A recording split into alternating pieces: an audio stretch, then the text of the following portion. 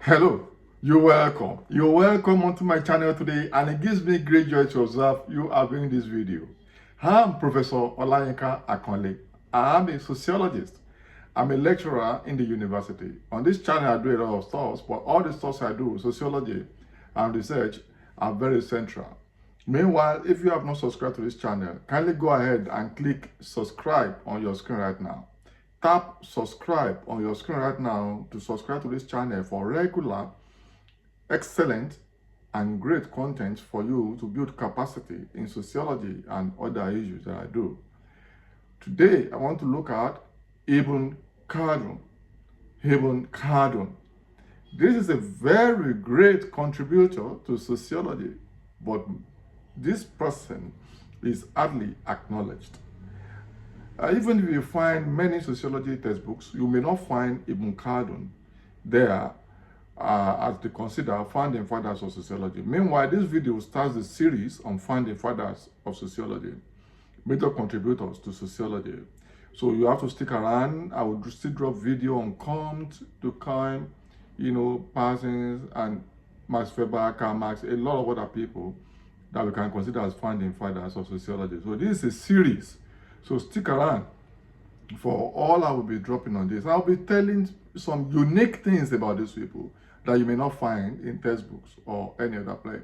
So I encourage you to stick around, stay tuned to this channel, subscribe so that when I drop all of this content and many more, you will be alerted. So Ibn Khaldun, like I said, is hardly acknowledged as a founding father of sociology, especially if you read Western textbooks from Europe, from America, from United Kingdom, Australia, all those Western countries. You're not likely to find anything on Ibn Khaldun because of so many reasons. But I will tell you these reasons as I proceed. But I will tell you in this video the history of Khaldun, the major contributions of Khaldun to sociology that made some of us believe that is worthy of being considered among the founding fathers of sociology. I strongly believe it should be considered as one of the founding fathers because he wrote first about anything we can translate to be sociology today. So, and why we teach founding fathers of sociology? It's also for historical purposes to know where the discipline actually originated from and how it has progressed. We have to, there's a proverb in Africa that says a river that forgets its root or its source will dry up. So for us to begin to succeed as sociologists, as sociology, we have to continue to know the root of the discipline. So we can know how the discipline has evolved over time, and so we can know the direction we are likely to travel, into the future. So where did we start from? Who were the people that contributed to the discipline in its emergence and maturation? And where are we now? And where are we supposed to be headed into the future for sustainability of the discipline and as professionals that we have? So Ibn Khaldun, was born on 27th of May 1332 and died on 17th of March 1406.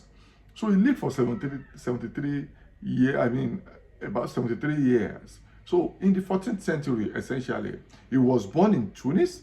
That's the capital of Tunisia. So you could see he actually reigned and lived in northern part of Africa.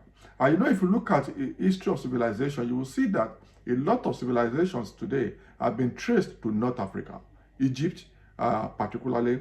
And these northern Africans experienced early civilization, the writing, and the theorization, the philosophies of this world. Many of them that were appropriated in other places actually had their roots in Northern Africa.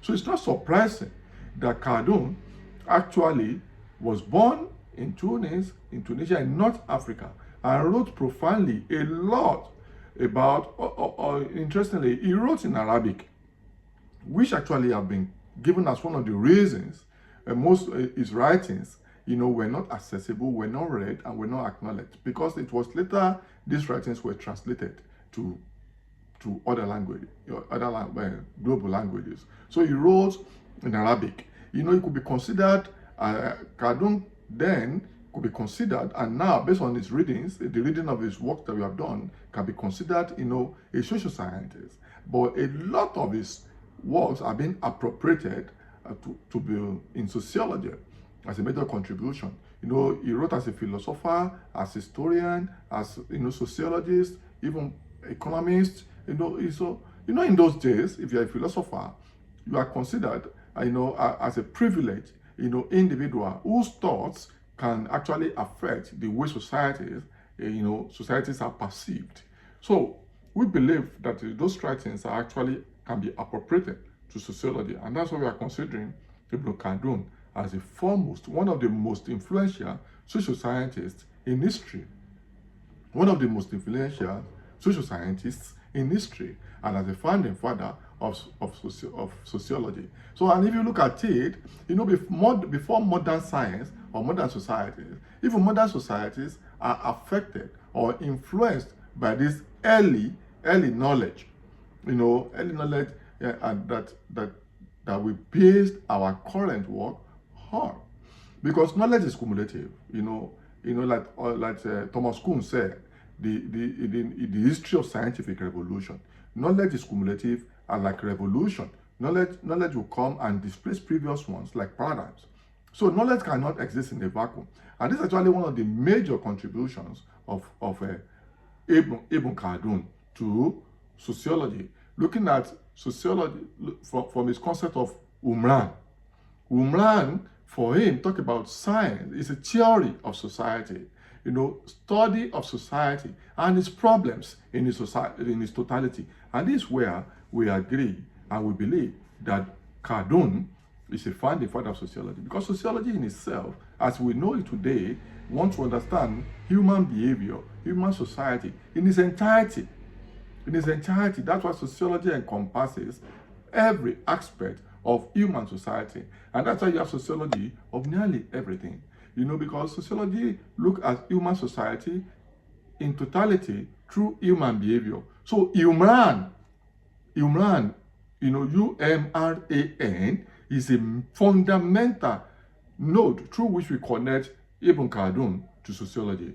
Umran talks about the theory and philosophy of studying human societies and their problems in totality. So Al-Umran means science of Umran. So this concept of Umran is central to the philosophies, to the writings, to the worldview, to the intellectual belief of Ibn Khaldun, the concept of Umran. And this also, we've talked about, is later meant to be Al-Umran, which is mean the science of society in a very unique way, and that makes it very sociological. And if you look at it, for Ibn Khaldun, there must not be void in society, and there must not be void or vacuum. There's a need to fill the vacuum of society, and that's why Ibn Khaldun advocated for a science of society to understand the progress of society, the development of society. In fact, from my perspective, Ibn Khaldun is even best considered as a development sociologist, because most of his writings talk about society not being a static, but a dynamic. And these are things, these are propositions, these are beliefs that later sociologists actually built on. They wrote in English, French, and these are actually major languages in the whole world. If you look at Weber, Parsons, Karl Marx, Durkheim, these are people that wrote in French, English, and German. So these are global. So Khaldun wrote in Arabic, but some of these were later translated. Even at the time, the others were writing in the 18th century. He wrote in the 14th century.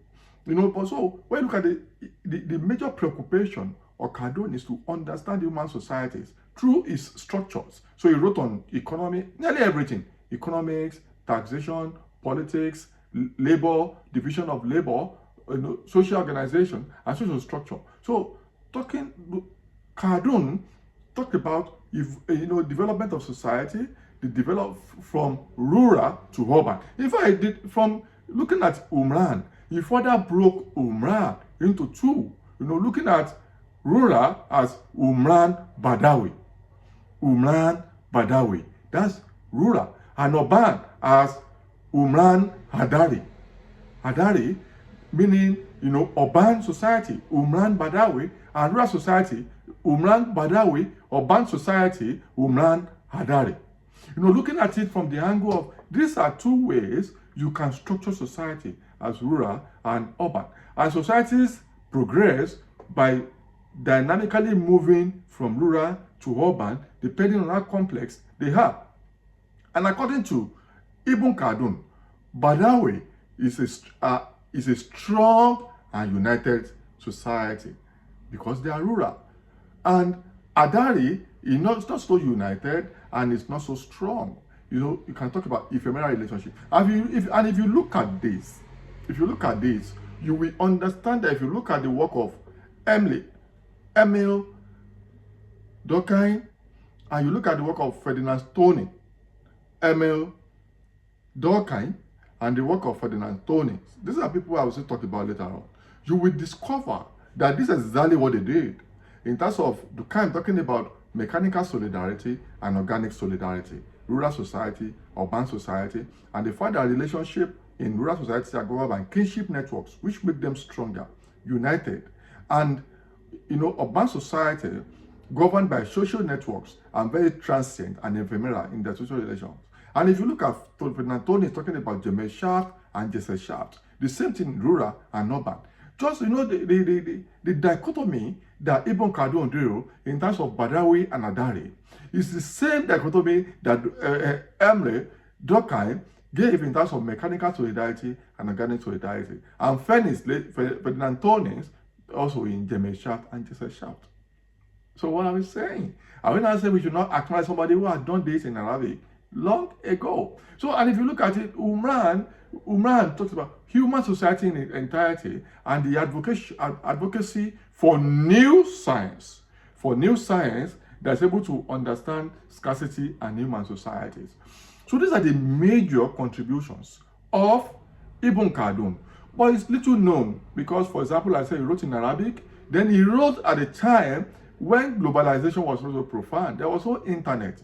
Now you can contribute something and put on social media, on the internet. It stays there. So you establish the digital footprint and everybody can trace every idea to you. But it was never like that then. There was no deep penetration of the internet. There was no internet connectivity. Then there's this intellectual hegemony that continued to link the development of science or social science, including sociology, back to the West.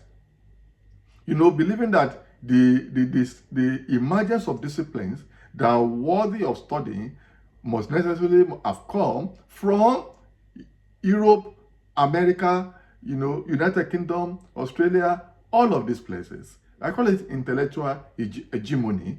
That believe that science could not have originated in its modern form from some places that are considered remote and intellectually not advanced, like North Africa. So, and they said because he did not coin the word like Comte. Comte is the most popular person credited for the emergence and the naming of sociology, Auguste Comte. I will drop another video on Comte. But Comte is from this so-called quote-unquote developed countries, center of gravity of knowledge creation in Europe, America, UK, Australia, and all these places. But Khaldun wrote from Africa, North Africa, at a time of 14th century. So it's unacknowledged. But if you see some materials from Africa and some other places, they have acknowledged Khaldun. And we believe that we have to start from this Khaldun to be able to now understand the emergence and development of sociology. So welcome to Ibn Khaldun. So I will drop more videos later on Comte and the rest of them. Stay tuned. Till I see you in my next video, kindly click subscribe on your screen right now. Bye for now.